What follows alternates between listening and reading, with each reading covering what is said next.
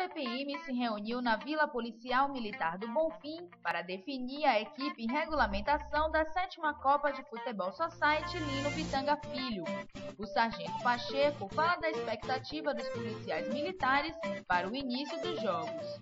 Graças a Deus tivemos uma parceria com a Polícia Militar através da DE, do Departamento de Ensino, e do CEF, Centro de Educação Física e do Esporte, no sentido de oferecer aos nossos policiais militares, da nossa briosa Polícia Militar, um momento de lazer, um momento de entretenimento. E as corporações já começaram a se preparar.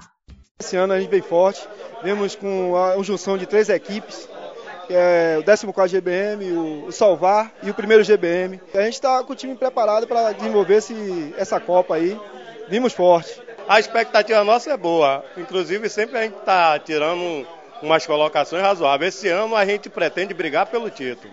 O campeonato, que terá início 19 de agosto, acontecerá na Vila Policial Militar do Bonfim.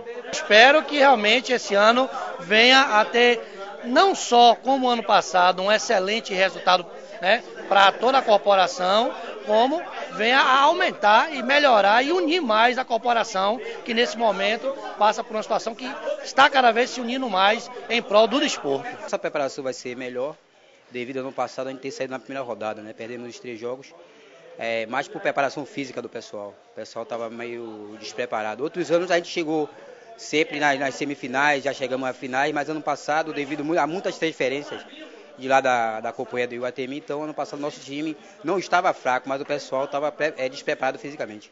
O diretor Jackson Santos fala algumas das regulamentações. Uma equipe não pode escrever jogadores, ou seja, PMs, que estão inscritos em outras unidades, entendeu?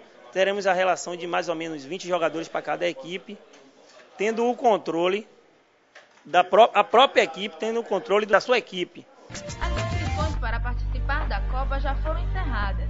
No dia 19 acontecerá o jogo Batalhão de Choque versus 17ª e a 58ª versus a 40. No dia 20 será BG versus 14ª GBM e 35ª versus 50.